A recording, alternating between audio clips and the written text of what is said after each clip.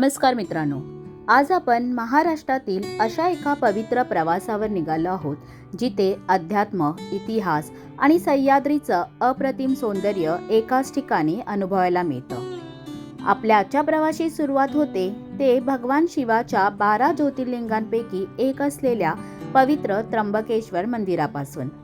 मात्र हा प्रवास फक्त मंदिरापर्यंतच मर्यादित नाही, तर आज आपण चढणार आहोत ब्रह्मगिरी पर्वतावर।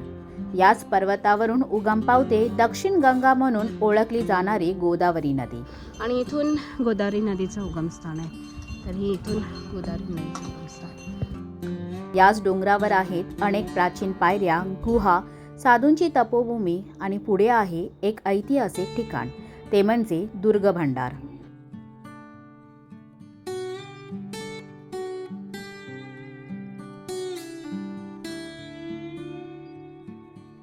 हा ट्रेक फक्त साहसाचा नाही, तर श्रद्धा, इतिहास आणि निसर्गाचा एक अद्भुत अनुभव आहे। चला तर मग सुरू करूयात हा सुंदर प्रवास। तर त्र्यंबकेश्वर मंदिरापासून रिक्षा मिळतात, ज्या तुम्हाला इथे गंगाद्वारला आणून सोडतात। तर तेवढा तुमचा चालण्याचा त्रास वाचू शकतो। तर तुम्ही त्र्यंबकेश्वर मंदिराकडून रिक्षाकडून इथे गंगाद्वारपर्यंत येऊ शकता। तर चार्जेस तुम्हाला 500 सांगतील, तर तुम्ही बार्गेनिंग करून 300 ते 500 मध्ये डन करू शकता। आणि इथून थोडासा असा तर ही वाट आहे, आणि इथून आता आम्ही चाललो ते ब्रह्मगिरीला, आणि त्यानंतर पुढे दुर्ग भंडार असणार आहे।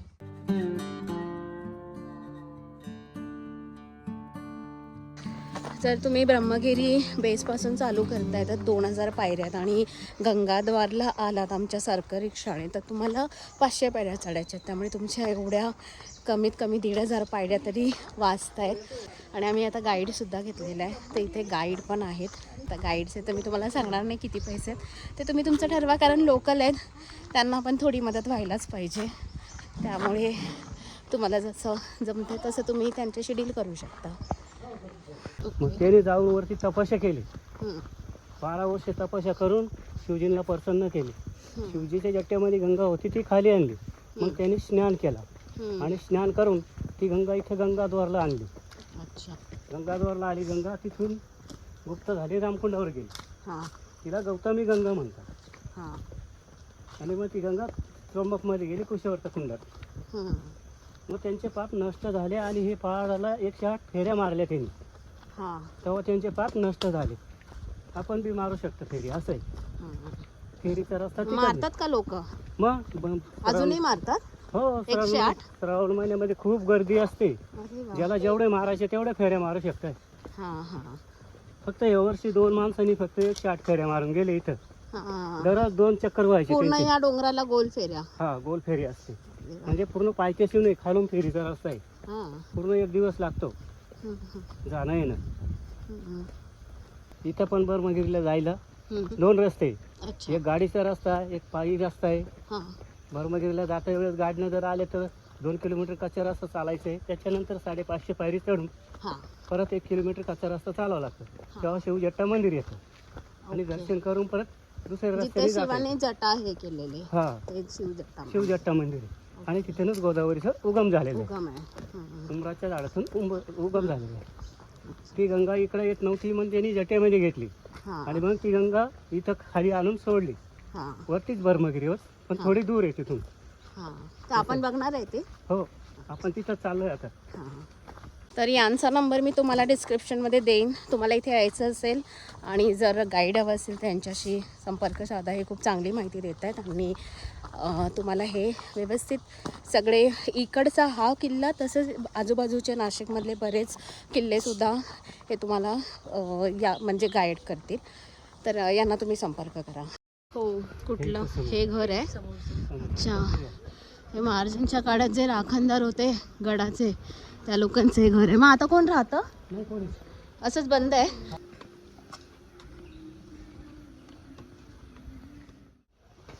तर इथून आता या पायऱ्या चालू झालेल्या आहेत।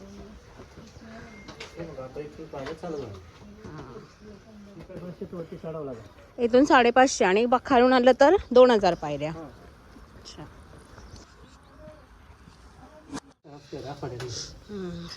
तर हा दुसरा पट्टा चालू झालेला आहे। इथून जाऊया मग स्ट्रेट. स्ट्रेट पायऱ्या आहेत. सरळ आहे एकदम. मस्त कोरलेलं आहे ना दरवाजामध्ये. आणि हा आता इथून दुसरा टप्पा चालू झालेला आहे. आणि इथे पण तिसरा टप्पा, हा दुसरा तो होता. आणि इथे पण अशा या सरळ पायऱ्या. पहिल्या राखणदार म्हणजे पहारे करायला जसा हा एक दरवाजा आलाय आणि इथे आहे पहारेकरांसाठी. आणि त्यानंतर परत या एकदम सरळ पायऱ्या आहेत. तर आता मी शेवटच्या शिड्यासरून आलेलो आहोत आणि इथे सगळे स्टेअरकेस शिड्या संपलेल्या आहेत. लिंबू पाणी ठीक आहे की. आणि सगळं चढू आल्यानंतर इथे लिंबू पाणी पण आहे. तर तुम्हाला एवढं पाणी कॅरी करायची गरज नाही आहे. प्रत्येक टप्प्याला पाणी आहे. तिथून आपण आलो, हा जंगल असं क्रॉस केलं. पूर्ण एवढं क्रॉस केलं ना. हां वा, तिथून आम्ही आलो आहे, एवढं क्रॉस केलं आहे. आणि अजून आम्हाला दुर्गा भंडार कुठे आहे ते वरचं ना. परत वरती तेवढं जायचं आहे आम्हाला. आणि हे पूर्ण त्र्यंबकेश्वर नगरी मस्त दिसतंय. चालत आलेत. थोडी भाजी गवसायला चाललो. भाजी आहे वरती, भाजी आहे कवद्याची भाजी. रानभाजी अशीच रानभाजी नाही, रानभाजी आहे. ते घ्यायला आले का? रोज येता? बघा आम्ही एक दिवस येतो आणि हे लोक भाजी काढायला येतात. रोज येता की आठवड्यातून एकदाच? अच्छा अच्छा, वा वा. भाजी दाखवा आम्हाला वरती दिसले काय? नाहीये भाजी. जाऊन आले वरती? लांब आहे. म्हणजे पायऱ्या संपलेल्या आहेत आणि हा आता सरळ असा पॅच चालू झालेला आहे. म्हणजे वर चढून आपल्याला तिथपर्यंत जायचं आहे. तर पायऱ्या चढताना माकडं बडीच होती, त्यामुळे तुम्ही येताना ट्रेक पोल किंवा खाट्या घेऊन या. आणि काहीच पदार्थ बाहेर काढू नका, माकडं जाम त्रास देतात. त्यामुळे मोबाईल, पाण्याची बॉटल आणि जे काही असेल सगळं बॅगमध्ये टाका. आणि काठी अवश्य कॅरी करा, फक्त पायऱ्यांच्या पाठपर्यंत. नंतर तर माकडं नाही आहेत. त्याला बायका भेटलेल्या ते ह्या भाजीसाठी येत होत्या. ही आहेत निळ्या रंगाची फुलं आहेत, त्याची भाजी आहेत. काय नाव आहे त्याची? कौल्याची भाजी. कौल्याची भाजी. ही निळ्या रंगाची फुलं आहेत ती ना? हां जांभळी, तीच. तर ही जी फुलं आहेत ह्याला म्हणतात कवळ्याची भाजी. आणि ही भाजी घेण्यासाठी त्या बायका आपल्याला दिसल्या होत्या. आणि हे पूर्ण रानभर पसरलेलं आहे आणि ही भाजी घेण्यासाठी त्या आल्या आहेत. तर फायनली आता आम्ही आलो होते ब्रह्मगिरीला. आणि हा रस्ता जातो आहे तो दुर्गा भंडारला. आणि इथे खाली गंगेचं उगमस्थान आहे, ते आता आम्ही बघायला चाललो आहे. हा आहे ब्रह्मगिरी डोंगर. फायनली टॉपला आलेलो.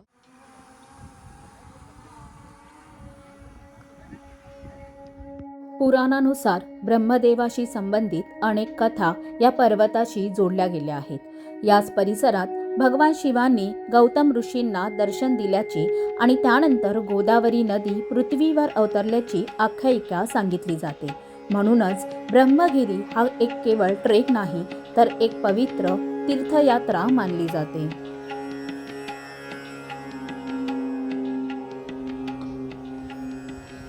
तर हे गंगेचं उगमस्थान ना, गोदावरी नदीचं. ते बघू ना, तिथे चाललोय आपण. वाव, मस्त आहे.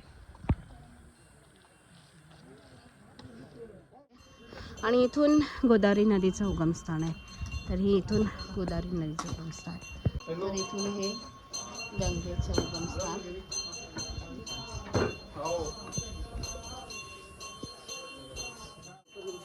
गौतम ऋषी ना, त्यांची मूर्ती.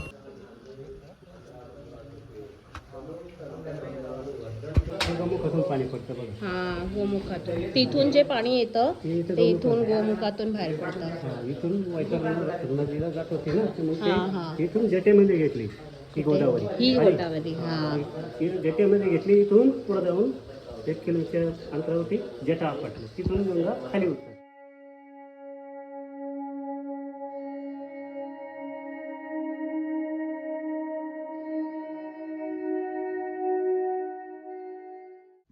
ब्रह्मगिरी मंदिर आहे, त्याच्यात म्हणजे आतमध्ये मंदिरामध्ये सेम त्र्यंबकेश्वर मंदिरमध्ये जसं आहे त्रिदेव ची मूर्ती म्हणजे 3 शिवलिंग आहेत. तसंच सेम ब्रह्मगिरी पर्वतावरती हे जे मंदिर आहे ब्रह्मगिरी मंदिर त्याच्यामध्ये आहे. तिथे आता आम्ही चांगली पूजा वगैरे केली.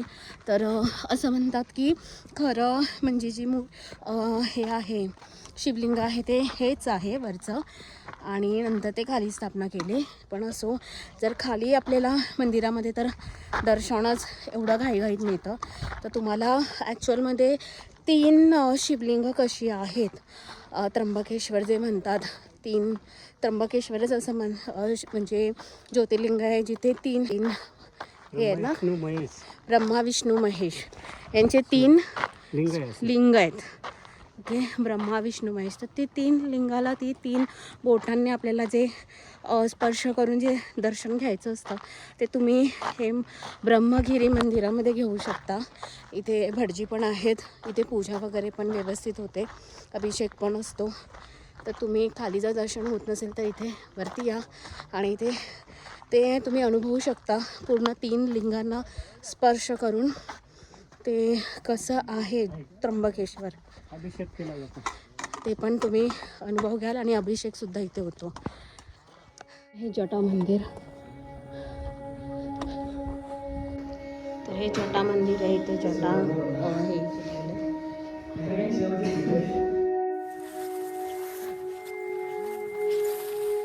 हे चालू आहे ते दुर्ग भंडारला ब्रह्मगिरी इथे झाला आणि हा पॅच जो आहे तो एकदम डेंजर आहे कारण अशी साईडनेच वाट आहे आणि पूर्ण खाली दरी आहे. त्यामुळे इथून जाताना अगदी सावकाश आणि सावधान असं सरळ.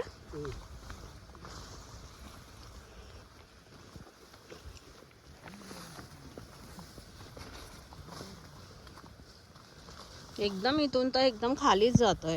हे बघा डायरेक्ट आहे ना खालीच आहे बघा. पण फुलं मस्त आली आहेत पूर्ण बघा. पहाड पूर्ण वरपर्यंत असा फुलांनी आणि हिरवा भरलाय.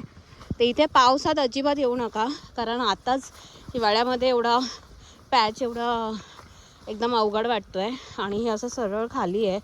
त्यामुळे तुम्ही पावसात तर इथे अजूनच खराब असेल हा रस्ता. पूर्ण गवतच आहे. त्यातूनच रस्त्याकडे जायचं आहे. चालू झालेलं आहे आणि इथून आहेत त्या कातळातल्या पायऱ्या ना.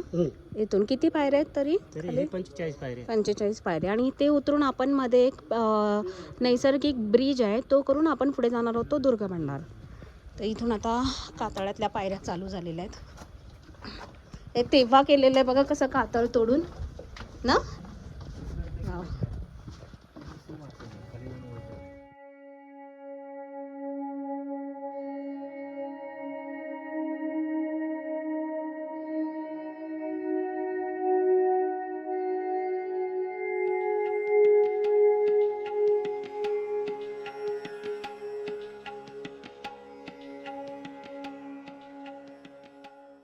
तिकडनं आलेलं आहे. हां तो रस्ता बघा आता समोरचा.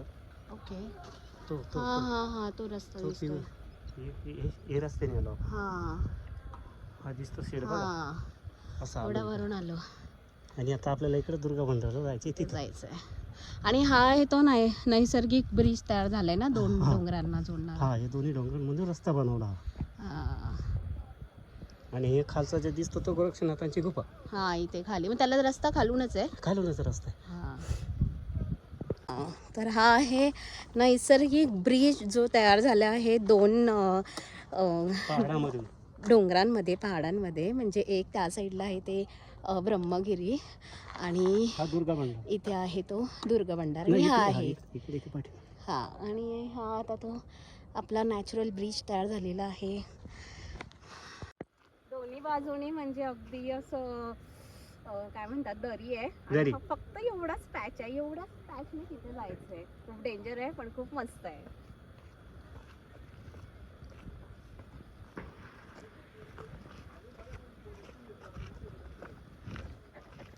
धुकालं तर काही कळणारच नाही. तेच ना मी म्हणतो पावसात तर जाम आहे बापरे. वाटच नाही करणार. जसं आपण कातळातल्या तिथून पायऱ्या उतरलो आणि चढलो आता परत इथे आहे. इथून आता आपल्याला चढायचे आहेत वरती जायचे.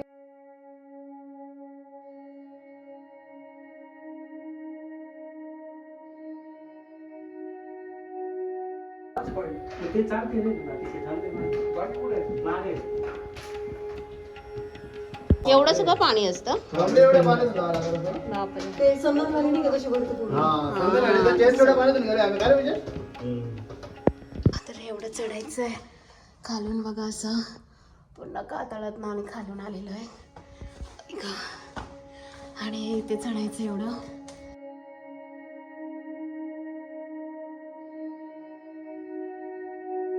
फायनली आता आमच्या दोन्ही गड बघून झालेले आहेत, ब्रह्मगिरीसुद्धा आणि दुर्गबंडार. आणि आता आम्ही परत खाली उतरायला चालू केलेलं आहे. आणि आता दुपारचे 2 वाजले आहेत. आम्ही सकाळी 10 वाजता चालू केलेला. शक्यतो तुम्ही सकाळी 7लाच चालू करा जेणेकरून तुम्हाला ऊन नाही लागणार. तर आम्ही 10ला चालू केल्यामुळे आम्हाला प्रचंड ऊन लागलं आहे. पाण्याच्या बॉटलसुद्धा तुम्ही कॅरी करा किंवा तुम्हाला वरती मिळतातच, नाही कॅरी केला तरी चालेल. बरेच लोक आहेत गावकरी जे पाण्याच्या बॉटल कॅरी करतात, वरती विकतात, तर त्यांच्याकडून पण घ्या पाणी, त्यांनासुद्धा तेवढाच हातभार. आणि आपण ट्रेक सकाळी चालू करा. दुपारी जरी चालू केलात तरी तुम्हाला एक 5 तास लागणार ट्रेक करून खाली उतरायला. तर आम्ही 10ला चालू केलेला आणि आता आम्ही खाली उतरतो आहे. 3 वाजेपर्यंत आता आम्ही खाली बेसला पोचू. तर तुम्हाला माझा ट्रेक कसा वाटला, हा व्हिडिओ कसा वाटला आहे मला कमेंट बॉक्समध्ये नक्की कळवा. आणि माझे असेच खूप सारे व्हिडिओ बघण्यासाठी आणि छान छान डेस्टिनेशन पाहण्यासाठी माझ्या यूट्यूब चॅनलला लाईक, सबस्क्राईब आणि शेअर जरूर करा.